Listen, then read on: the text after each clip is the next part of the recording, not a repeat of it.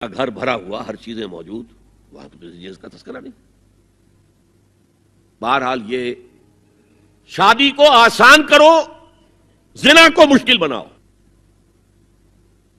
یہاں شادی کے لیے 9 من تیل ہوگا تو رادھا ناچے گی، ورنہ یہ کہ بڑی ہو رہی ہے، عمر ہو رہی ہے، سب کچھ ہو رہا ہے، لیکن کچھ تقاضے تو ہے نا، آخر کچھ تو کرنا ہوتا ہے نا، آخر کچھ نہ کچھ لوگوں کو تو کھانا کھلانا ہی ہوتا ہے نا، بارات تو آخر آئے گی ہی نا، کچھ نہ کچھ تو دینا ہی ہوگا، کچھ جوڑے کپڑے، کچھ یہ۔ اسلام کا فلسفہ جو میں نے 4-5 باتیں آپ کو بتاؤں، فلسفہ یہ ہے کہ لڑکی کے باپ پر 1 پیسے کا بوجھ نہیں، اس نے لڑکی پال پوس کے تمہارے حوالے کر دیا، اب اور کیا چاہتے ہو تم؟ سارا مرد آزماں، مرد آفرین، مرد کو چیلنج دیا ہے، تم مرد ہو، مہر تم دو گے۔ اور سب سے بڑھ کر کیا ہو رہا ہے آج کل بھی ہوتا ہے، وہ ہمارے کچھ کام ہوتے ہیں اسلامی، وہ بھی ہے، کچھ وہی ہندوانہ پس منظر۔ نکاح کی محفل میں چھوارے کون لے کے آتا ہے جی؟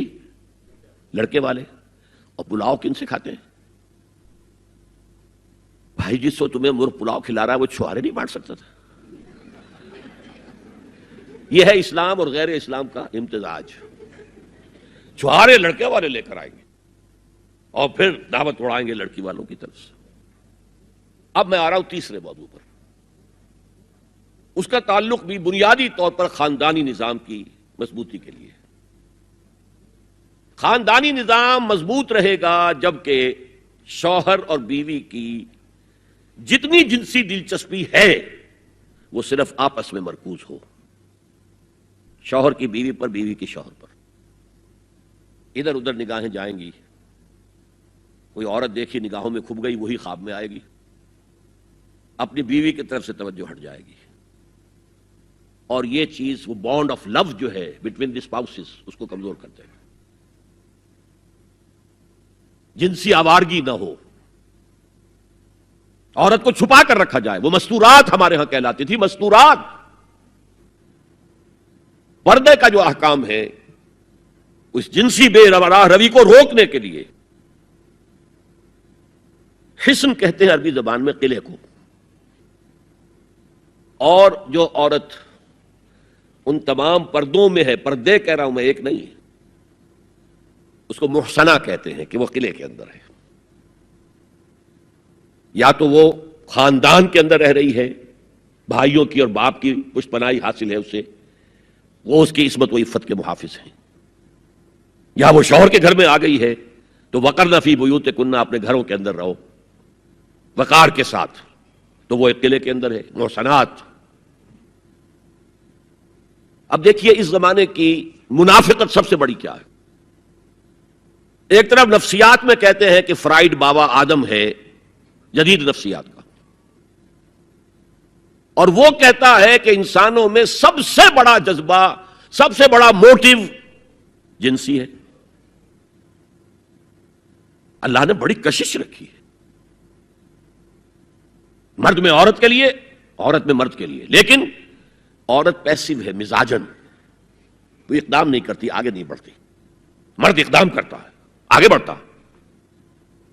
یہ جو کشش ہے، اس کے نتیجے میں مرد اور عورت کے درمیان بے حجابی گویا کہ آگ پر تیل ڈالنا ہے، آگ بھڑکے گی۔ اسلام نے اس کو روکا ہے، پورا نظام اس کا معاشرتی، ایک بہت بڑا پردہ پورے معاشرے میں ہے، بہت بڑا پردہ، جیسے یہ چھوٹا سا پردہ آپ کو نظر آ رہا ہے نا، ادھر عورتیں ادھر مرد ہیں۔ اسلامی معاشرہ سیگریگیٹڈ ہے، مخلوط معاشرہ نہیں ہے، عورتوں کا اپنا دائرہ کار ہے، مردوں کا اپنا ہے، کما کر لانا مرد کا کام ہے، عورت کا کام نہیں ہے۔ وہ گھر میں خوش اسلوبی کے ساتھ رہے، اچھے انداز میں پکائے، شوہر کا استقبال مسکراہٹ کے ساتھ کرے، جب وہ گھر واپس آ رہا کام کر کے، بچوں کی دیکھ بھال کرے۔ اور اس اعتبار سے میں کہا کرتا ہوں، قوم کا حال جو ہے پریزنٹ، یہ مردوں کے حوالے، اور قوم کا مستقبل عورتوں کے حوالے۔ مستقبل اگلی نسل، اس کی صحیح تربیت ہوگی، ماں کے دودھ کے ساتھ اس کے اندر اسلام اور ایمان کے جذبات جائیں گے۔ آج تو وہ دودھ پلانا بھی ختم ہوا، بوتل کا دودھ، ڈبے کا دودھ، جس کی وجہ سے ریسرچ یہ بتاتی ہے کہ کینسر آف ब्रेस्ट का सबसे बड़ा सबब जो है दूध ना पिलाना है, सबसे बड़ा। इसलिए कि अल्लाह ताला ने हर उज़्व का एक फंक्शन रखा है, आप फंक्शन रोक देंगे उसमें खराबी आएगी। आप आंखों पर 1 साल तक पट्टी बांधे रखिए, आपकी बीनाई ज़ाइल हो जाएगी। क्या करना फिर अब इसका?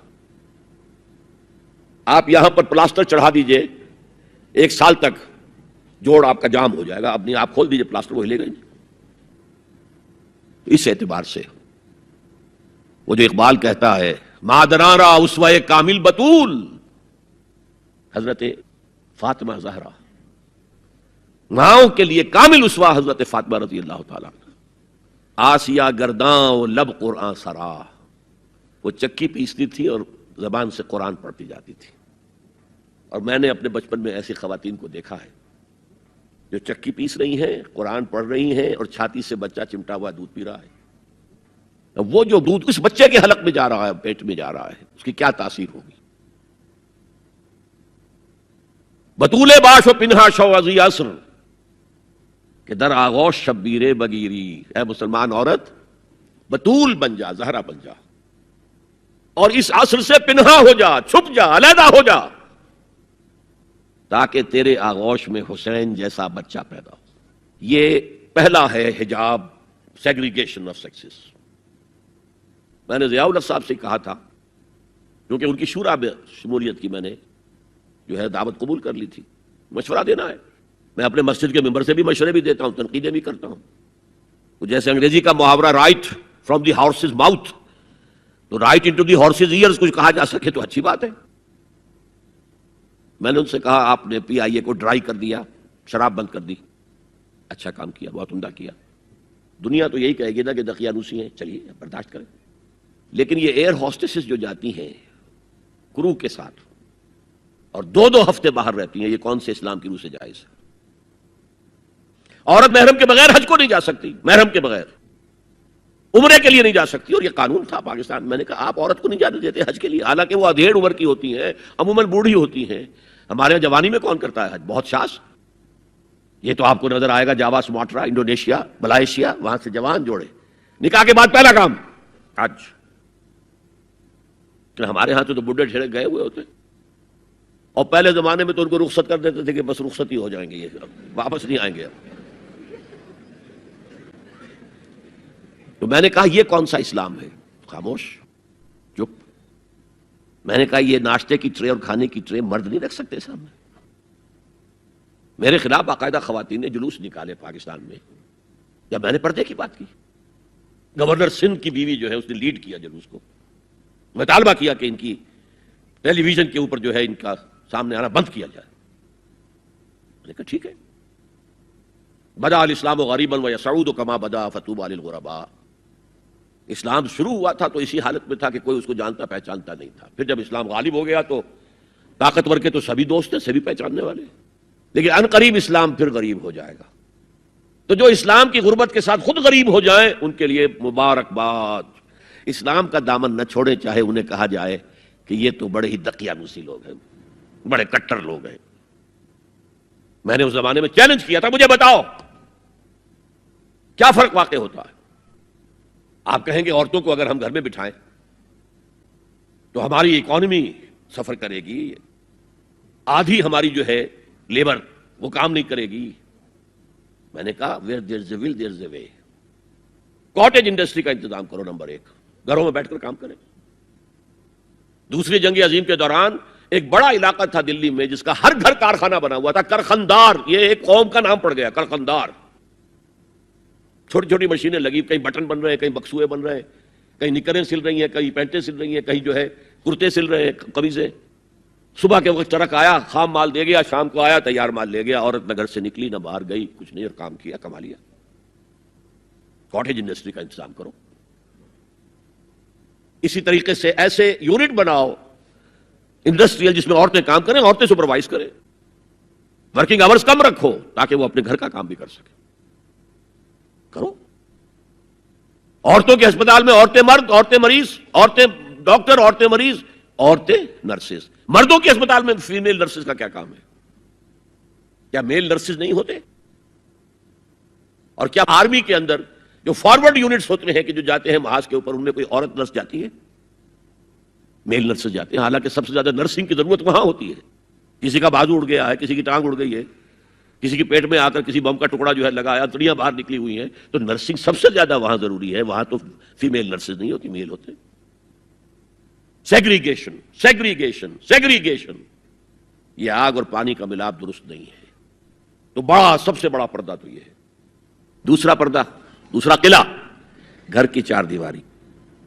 وقرن فی بیوتکن ولا تبرجن تبرج الجاہلیۃ الاولی، قرار پکڑو اپنے گھروں میں، وقار کے ساتھ رہو، ٹھہری رہو اپنے گھروں میں، اور بند سمر کر باہر نہ نکلو جیسے کہ تم جاہلیت کے دور میں نکلتی تھی. اس کو ہمارے ماڈرن لوگ کہہ دیتے ہیں یہ تو صرف ازواج مطہرات کے لیے تھا. اس سے بڑی جہالت کوئی نہیں ہو سکتی. دیکھیے ایک نقطہ، یہ شاید پہلے کبھی آپ کے دل میں نہ آیا ہو. ازواج مطہرات سے خاص کیوں خطاب کیا گیا؟ اس کی وجہ ہے اسی سورہ احزاب میں جس میں یہ مضمون آیا ہے وَقَرْنَ فِي بُيُوتِكُنَّ وَلَا تَبَرَّجْنَ تَبَرُّجَ الْجَاهِلِيَّةِ الْأُولَىٰ، اسی میں آیت آئی ہے لَقَدْ كَانَ لَكُمْ فِي رَسُولِ اللَّهِ أُسْوَةٌ حَسَنَةٌ. مسلمانوں تمہارے لیے اللہ کے رسول کی شخصیت کے اندر ایک نہایت عمدہ نمونہ ہے، اور یہ معجزہ ہے. مردوں کی ہر حیثیت کے لیے اسوہ ہے محمد صلی اللہ علیہ وسلم. امام کے لیے آپ کا اسوہ ہے کہ نہیں؟ مسجد نبوی کے امام تھے کہ نہیں؟ مبلغ کے لیے ہے کہ نہیں؟ سب سے بڑا کام تو آپ کا تبلیغی تھا. مزکی اور مربی کے لیے ہے کہ نہیں؟ باپ کے لیے ہے یا نہیں؟ شوہر کے لیے ہے یا نہیں؟ سپہ سالار کے لیے ہے یا نہیں؟ قاضی القضات کے لیے ہے یا نہیں؟ مرد کی ہر حیثیت کے لیے اسوہ ہے.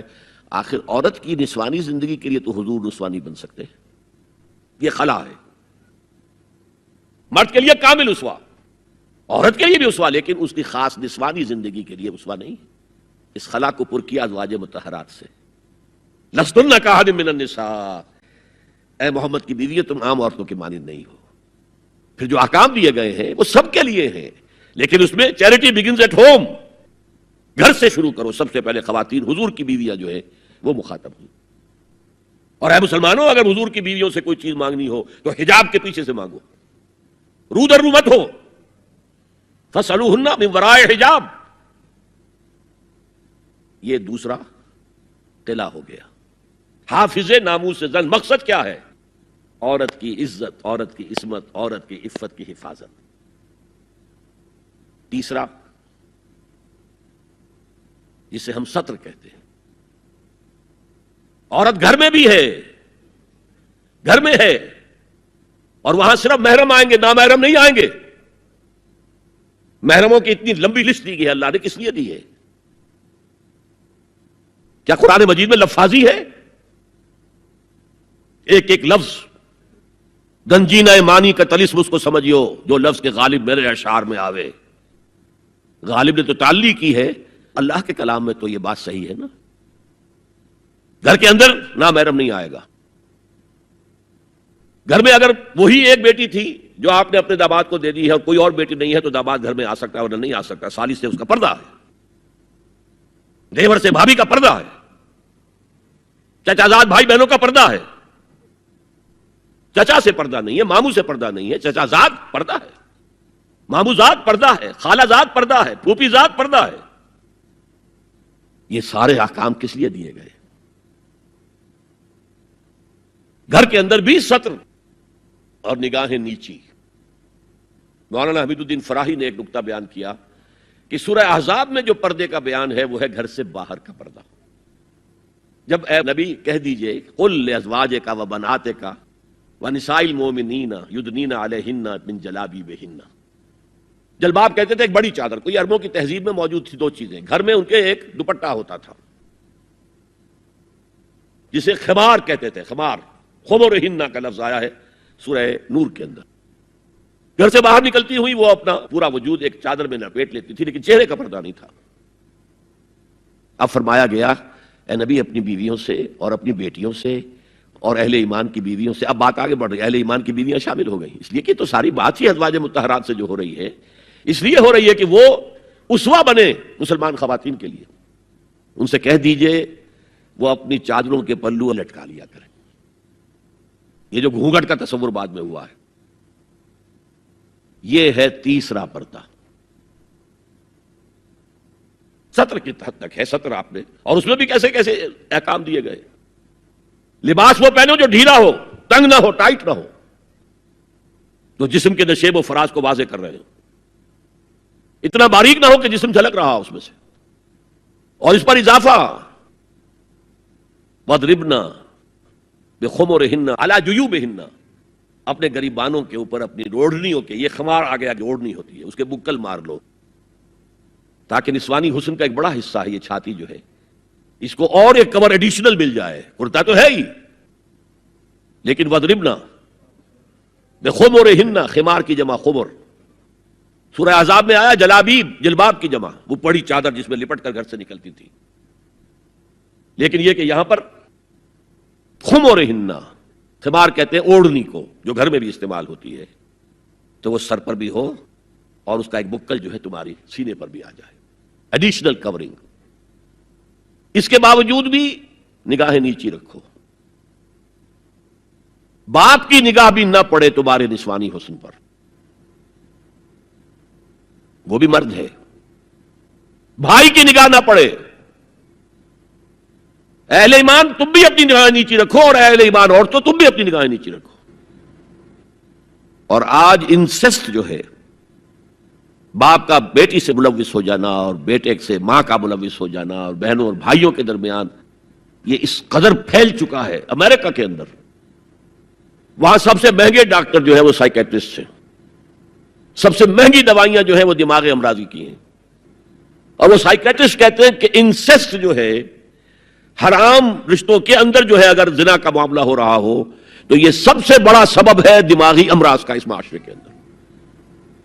فطرت کے خلاف جو کام ہوتا ہے، طبیعت یہ بات تو کرتی ہے نا، شوق تو ہوتا ہے، پھر دماغی توازن کھو بیٹھتے ہیں.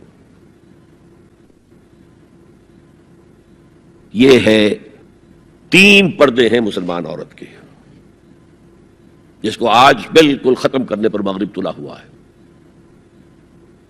اس لیے کہ کسی بلی کی دم کٹ جائے تو وہ چاہے گی کہ سب کی کٹ جائے.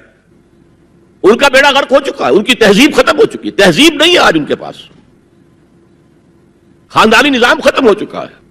بوڑھے والدین کو لے جا کے اولڈ ہاؤسز کے اندر پھینک دیا، اور وہ سال بھر ترستے رہتے ہیں، کوئی نہ بیٹا آتا ہے نہ بیٹی آتی ملنے. بس ٹھیک ہے نا، ہم نے فریج دے رکھا ہے، سب کچھ سامان وہاں پہ ہوتا ہے، ٹیلی ویژن دے رکھا ہے، اپنا وقت گزاریں. اپنے بیٹوں بیٹیوں کو دیکھنا نصیب نہیں ہے. اب تو یہاں تک نوبت آئی ہے کہ پہلے کم سے کم یہ ہوتا تھا کہ کرسمس پر یقینی ہو جاتا تھا کہ بیٹا بیٹی ملنے آئیں گے. اب وہ بھی نہیں. خاندانی نظام کیسے قوی ہوگا؟ لڑکا ایک خاص عمر کا ہوا، جاؤ اب نکلو گھر سے، اب جاؤ اپنی کمائی کرو اور کھاؤ، ہم سے معاملہ ختم ہے. لڑکی جاؤ، تو ظاہر بات ہے کہ لڑکا لڑکی بھی پھر وہی کریں گے، بعد میں اٹھا کر پھینکیں گے. آپ کو گھر میں نہیں رکھ سکتے، ہماری آزادی میں مخل ہوتے ہیں. تو معاشرتی نظام، میں نے آپ سے عرض کیا، پہلا اصول کیا تھا؟ تمام انسان مساوی. اور اس پر گواہی میں نے کس کی دی؟ شاتم رسول ایچ جی ویلز کی. اس میں ایک وضاحت رہ گئی تھی، جو تازہ ایڈیشن اب مارکیٹ میں ہے اس میں سے یہ پیسج نکال دیا گیا ہے جو میں نے آپ کو سنایا. جو نئے ایڈیٹرز ہیں ان کے حلق سے یہ کڑوی گولی نہیں اتری کہ ایچ جی ویلز کا یہ جملہ بھی شامل رہنے دیا جائے، نکال دیا گیا. تو ایسا نہ ہو کہ آپ جدید کو ایڈیشن دیکھیں اور اس میں تلاش کریں، نہ ملے تو آپ سمجھیں کہ میں نے کوئی غلط بات آپ سے کہی ہے. لائبریریوں میں پرانے ایڈیشن مل جائیں گے، جائیے اور دیکھیے. Concise history of the world میں جو حضور کا چیپٹر ہے کھول کر پڑھیے، آپ کو مل جائے گا جملہ. Although the sermons of human equality, fraternity and freedom were said before also, and we find a lot of such sermons in Jesus of Nazareth, but it must be accepted that it was Muhammad sallallahu alaihi wasallam who for the first time in human history established a society based on these principles. اور یہ مساوات انسانی مرد اور عورت کے درمیان بھی ہے. فرق انتظامی ہے، سو نوٹ کر دیجئے. ایک دفتر میں ایک افسر ہے، ایک کلرک ہے، ایک چپراسی ہے، بحیثیت انسان برابر ہے. اس انتظامی سٹرکچر میں تو برابر نہیں ہے. آفیسرز کے اختیارات کیا ہیں، چپراسی کے کیا ہیں، کلرک کے کیا ہیں. حالانکہ ایز سٹیزنز آف اسٹیٹ برابر ہے، ایک ووٹ اس کا ایک ووٹ اس کا ہے. کیا آفیسر کے 4 ووٹ ہیں، چپراسی کا ایک ہے؟ نہیں، ایک ووٹ برابر ہے. As citizens of the state they are equal. لیکن جہاں کام کر رہے ہیں وہاں تو ایکول نہیں ہے. یہ فرق ہے کہ جس کو دنیا ایکسپلائٹ کر رہی ہے. حالانکہ اس سے زیادہ لاجیکل بات اور کوئی نہیں ہو سکتی. ایک خاندان کا ایک سربراہ کسی انسٹیٹیوشن کا ایک ہی سربراہ ہوگا. وزیر 10 رکھ لے, پرائم منسٹر تو 2 نہیں ہو سکتے, پرائم منسٹر ایک ہوگا. نائب صدر 10 رکھ لے, صدر تو ایک ہی ہوگا. انتظامی ہے, یہ نہیں ہے کہ عورت گھٹیا ہے, نہیں, مرد اور عورت مساوی ہے. آج میں آپ کو بتاتا ہوں کہ کتنی بڑی سازش اس وقت اس نظام کے خلاف ہو رہی ہے. دجالی فتنہ جو ہے, دجال اکبر جب آئے گا, ابھی میں اس کی بات نہیں کر رہا ہوں, ایک علیحدہ ایشو ہو جائے گا. دجالی فتنہ آ چکا ہے. جیسے حضور نے ایک مرتبہ رمضان مبارک کی آمد سے قبل شعبان کے آخری دن خطبہ دیا. خطبہ کیا تھا؟ یا ایھا الناس قد اظلکم شہر عظیم شہر مبارک. اے لوگوں, تم پر ایک عظمتوں والا اور برکتوں والا مہینہ سایہ فگن ہو گیا ہے. آیا تو نہیں ابھی, شعبان کا دن ہے, سایہ آ گیا ہے. یہ انگریزی کے محاورے سے بات سمجھ میں آئے گی. Coming events cast their shadows before. اسی طرح وہ شخص دجال تو ابھی نہیں آیا, دجالیت پوری آ چکی ہے. اور میں اس کا ذکر کر چکا ہوں لاہور میں ایک تقریر میں. 3 لحاف, جیسے ملیریا کا جب حملہ ہوتا تھا, اب تو بہت کم ہو گیا ملیریا, تو جو سردی چڑھتی تھی, کپ کپی ہوتی تھی, ایک رضائی ڈال دیجئے, دوسری ڈال دیجئے, تیسری ڈال دیجئے, تو 3 رضائیاں یا 3 لحاف گلوب کے گرد لپٹ گئے. دجالیت کے 3 شیڈز. سب سے اوپر سیکولرزم, سیاست سے, ریاست سے, سیاسی نظام سے, معاشرتی نظام سے, عدالتی نظام سے, قانون سازی سے کسی مذہب کا کوئی تعلق نہیں. آج پوری دنیا میں سیکولرزم ہے, تمام مسلمان ممالک میں سیکولرزم ہے. یہ دجالیت کا عظیم ترین کارنامہ ہے. اور بات لمبی نہ ہو تو میں صرف عرض کر دوں, یہ یہودیوں کی ایجاد ہے. یہودیوں نے امریکہ کا $1 بل, $1 کا نوٹ جو ہے ڈیزائن کیا ہے. بینکرز تو وہی تھے نا, اور آج بھی اصل طاقت بینکرز کے پاس ہے. امریکی حکومت $ٹریلین کی جو ہے, ٹریلینز آف ڈالرز کی مقروض ہے بینکوں کی, اور بینک یہودیوں کے. اس آپ نے کبھی دیکھا ہو $1 بل, احرام مصر کی تصویر بنی ہوئی. کیا تعلق ہے امریکہ کا احرام مصر سے؟ اوپر ایک آنکھ بنی ہوئی ہے, دجال کی وہ ایک آنکھ کانی. نیچے کیا لکھا ہے؟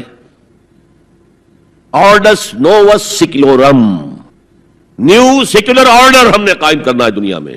یہ 1776 کی بات ہے, اور 1991 میں پہلی مرتبہ صدر بش کی زبان سے الفاظ نکلے تھے, اس کے باپ کی زبان سے, جو موجودہ بش ہے, بش سینئر نے. اب دنیا میں نیو ورلڈ آرڈر قائم ہوگا. اصل میں وہ کس کا خیال ہے؟ یہود کا ہے. This new world order is going to be Jew world order. اور جیو ہے بالکل ایک مائنورٹی, مائنیوٹ مائنورٹی. کل دنیا میں 1 کروڑ یا 1.25 کروڑ یا 1 کروڑ 30 لاکھ 13 ملین بس. تو اگر مذہب اور ریاست کا کوئی تعلق ہو تو ان کی کیا حیثیت ہے؟ اور جب مذہب ایک طرف رکھ دیا گیا تو برابر کے شہری ہے. یہ سیکولرزم اس لیے یہودیوں کی ایجاد ہے. پوپ کے خلاف بغاوت کروانے والے یہودی ہیں, پروٹیسٹنٹ مذہب پیدا کرنے والے یہودی ہیں, سود کی اجازت لینے والے یہودی ہیں. ورنہ جب تک پوپ کا اقتدار تھا یورپ میں, ہر طرح کا سود حرام تھا, یوزری بھی اور کمرشل انٹرسٹ بھی, دونوں حرام تھے. یہ لیا گیا ہے اجازت کیلوین کے ذریعے سے کتاب لکھوا کر. اور انگلستان نے پہلا ملک جو ہے جس نے بغاوت کی پوپ کے خلاف, وہ انگلستان تھا. چرچ آف انگلینڈ علیحدہ ہو گیا, پوپ سے اس کا کوئی تعلق نہیں, پروٹیسٹنٹ ملک بن گیا. پہلا بینک آف انگلینڈ پہلا ہے جو قائم ہوا ہے. اور شاید میں نے آپ کو بتایا تھا کہ علامہ اقبال 1905 سے 1908 3 برس صرف رہے ہیں انگلستان میں اور جرمنی میں, اور اپنی ڈاکٹریٹ بھی کر رہے تھے اور بیرسٹریٹ اطلاع بھی ہو رہا تھا. لیکن ساتھ ہی ان کا مشاہدہ اتنا گہرا تھا کہ انہوں نے دیکھ لیا تھا کہ فرنگ کی رگے جہاں پنجے یہود میں ہے. اور اس وقت فرنگ کا امام کون تھا؟ برطانیہ. اب فرنگ کا امام کون ہے؟ امریکہ. اور اس کی رگے جہاں پنجے یہود میں ہے. امریکہ کا کوئی صدر ہل نہیں سکتا. تو نمبر 1 تو سیکولرزم ایک لحاف ہے. نمبر 2 سود, جوا, منشیات کی ٹریڈ اور سیکس کو ایکسپلائٹ. ہر اشتہار میں عورت ہے. اللہ کے بندو سوچو کیا ہو رہا ہے. عورت کی فوٹو کے بغیر موٹر سائیکل نہیں ہوگی, وہ بھی بیٹھی نظر آئے گی عورت. کوئی شے کسی شے کا اشتہار عورت ہوگی، عورت بک رہی ہے، بکری کا ذریعہ بن رہی ہے. وہ انٹرسٹ، جوا، فحاشی اور اس کی بنا پر آمدنی، اس سب کا لحاف ہے جو پوری دنیا کو اپنے لپیٹ میں لے چکا ہے. کوئی مسلمان ملک اس سے آزاد نہیں. دجالیت کے دو لحاف.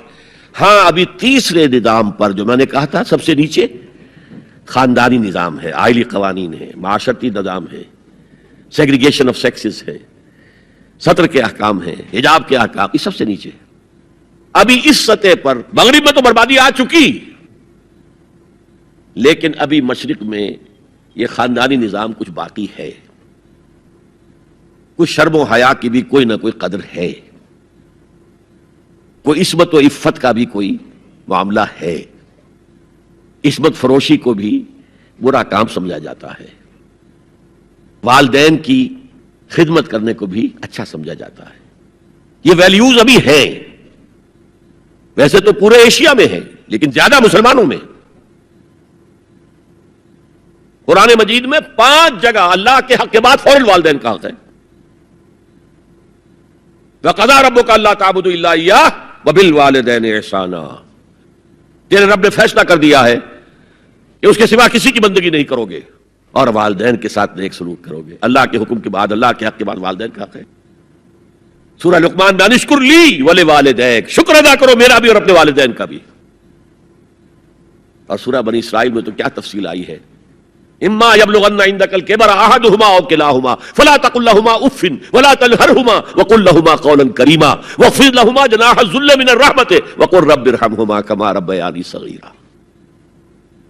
اگر تمہارے والدین میں سے ایک یا دونوں تمہارے پاس بڑھاپے کی عمر کو پہنچ ہی جائیں، انہیں کبھی اف تک نہ کہنا، دل نہ توڑنا، ان کا چھاتی چوڑی کر کے بات نہ کرنا، ان سے کندھے جھکا کر بات کرنا، ادب سے گفتگو کرنا.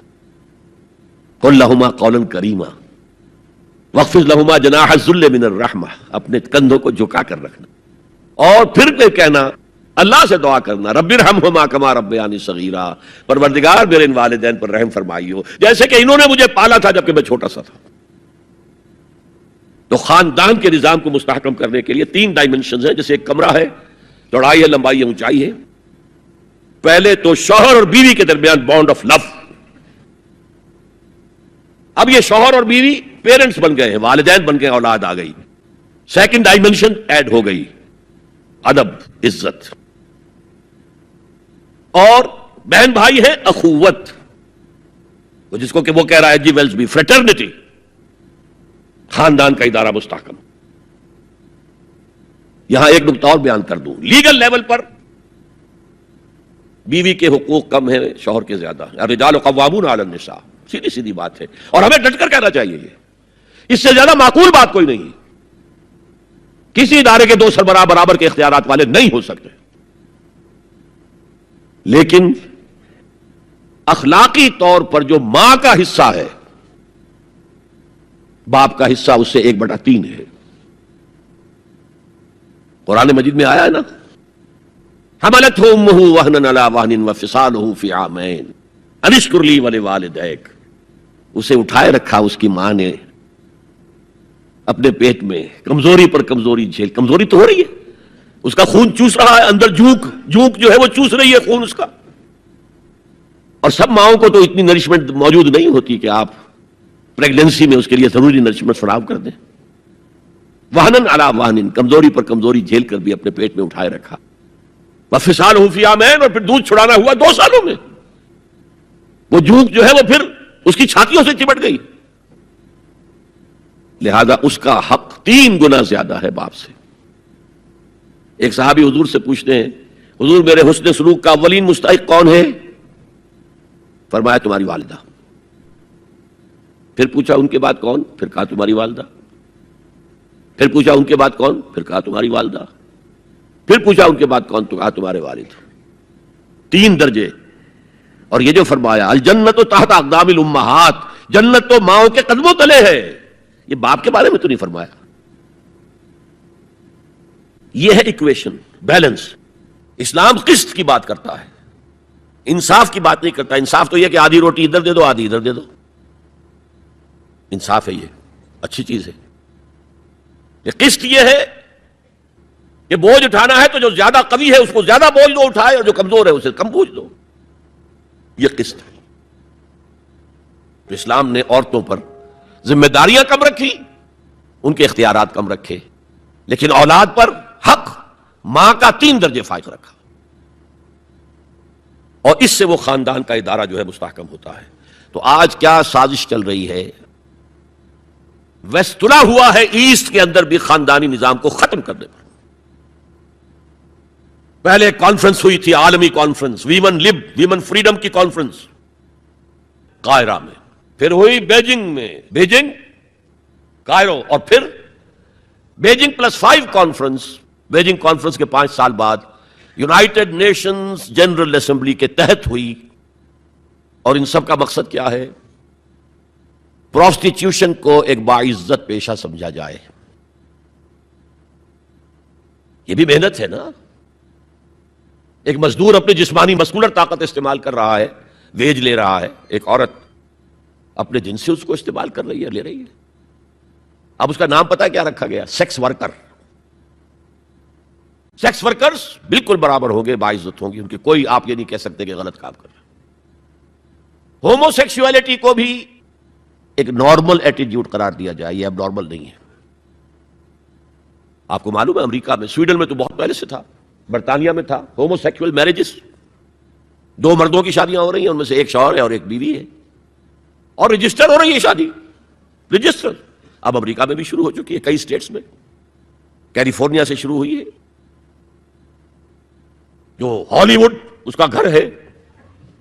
نمبر 3، طلاق اور وراثت میں مرد اور عورت برابر ہونے چاہیے، جب عورت چاہے طلاق دے دے. یہ نقشہ ہے جس کا نام پتہ کیا رکھا ہے؟ Social engineering program of the United Nations organization. یہ نیو انجینئرنگ ہے معاشرے کو. جیسے کہ کہا رومی نے، گفت رومی ہر بنائے کوہنا کا باداں کنند، تو نہ دانی اولا تعمیر را ویراں کنند. رومی نے کہا کہ جب بھی کبھی کوئی نئی تعمیر کرنی ہو تو پچھلی تعمیر کو گرانا پڑتا ہے. یہ نئی سوسائٹی کی انجینئرنگ کیسے ہوگی جب تک کہ پرانی سوسائٹی ختم نہ ہو؟ عظیم فتنہ ہے یہ. Social engineering program of the United Nations organizations general assembly. یہ دجالی فتنے کی وہ سب سے نچلی سطح ہے جو ابھی عالم اسلام کے اوپر پوری طرح نہیں آئی. اگرچہ عالم اسلام کی ایلیٹ اکثر و بیشتر اس رنگ پہ جا چکی ہے، مغربی ویلیوز اور مغربی تہذیب کے اثرات آ چکے ہیں، لیکن ابھی نچلی سطحوں پر، درمیانی طبقوں میں کچھ نہ کچھ مشرقی اقدار ہیں، کچھ شرم و حیا کی قدر و قیمت ہے، عصمت و عفت کی کوئی قدر و قیمت ہے. اور اصل میں یہ یہودی پروگرام ہے. تمام انسانوں کو حیوان بنا دو، اور حیوانوں کو ایکسپلائٹ کرنا ہمارا حق ہے. انہوں نے جو نام دے رکھا ہے پوری دنیا کو، گوئمز اینڈ جینٹائلز. یہ جو ان کی کتاب تالمود ہے، یہ تورات کی باتیں نہیں جو میں بتا رہا ہوں، ان کی تالمود جو کہ فقہ کی کتاب سمجھ لیجئے، اس میں لکھا ہے کہ جب سوائے ہمارے فل ہیومن بینگ صرف ہم ہیں، باقی سب یہ حیوان ہیں انسانی شکل میں. اور حیوان کو استعمال کرنا انسان کا حق ہے. گھوڑے کو تانگے میں جوتیں گے بگی میں، ہمارا حق ہے. بیل کو آپ جوت دیں گے ہل میں، حق ہے. اسی طرح انسانوں کو ایکسپلائٹ کرنا ہمارا حق ہے. البتہ جیسے گھوڑے کو بھی کچھ دانہ ڈالیں گے شام کو تو اگلے روز استعمال کریں گے نا اسے، تو کچھ نہ کچھ انہیں بھی دینا چاہیے. تمام دنیا مزدور بن جائے، انسانی اخلاقیات ختم ہو جائیں اور یہ حیوانوں کی طرح کام کریں. البتہ اس میں سے ہم کچھ ان کو بھی دیں گے، باقی ملائی ہم کھسیٹ لیں گے اپنے بینکنگ کے نظام کے تحت. وہ حکومت اپنی پوری دنیا پر نہیں چاہتے. اصل میں یہ بات آئی گئی ہے تو عرض کر دوں، وہ کولونیلزم ختم ہو چکا ہے کہ انگریز یہاں آیا تھا اور ڈچ کہیں پہنچ گئے تھے، انڈونیشیا، سماٹرا، جاوا، اور کہیں فرانسیسی آ گئے تھے، شام پر اس کا اور الجزائر پر اس کا قبضہ تھا. یہ تھا ڈائریکٹ کولونیلزم. اب اس میں ہوتا کیا تھا؟ وقتاً فوقتاً بغاوتیں اٹھتی تھیں، لوگ مارتے تھے ان کو، یہ ان کو مارتے تھے. انہوں نے کہا یہ بستر تو لپیٹ دو، ایک نیا کولونیلزم شروع کر دو۔ ورلڈ بینک 1950 میں قائم ہو گئے۔ ہمیں آم کھانے ہیں، پیڑ گرنے سے کیا فائدہ؟ براہ راست حکومت کریں گے تو ریزنٹمنٹ ہوگی، وہ ہمیں ماریں گے، ہمیں بہت خرچ کرنا پڑے گا انہیں دبانے کے اوپر۔ کیا ضرورت ہے؟ پوری دنیا کو ایک گلوبل اکانومی کے شکنجے میں لے آؤ،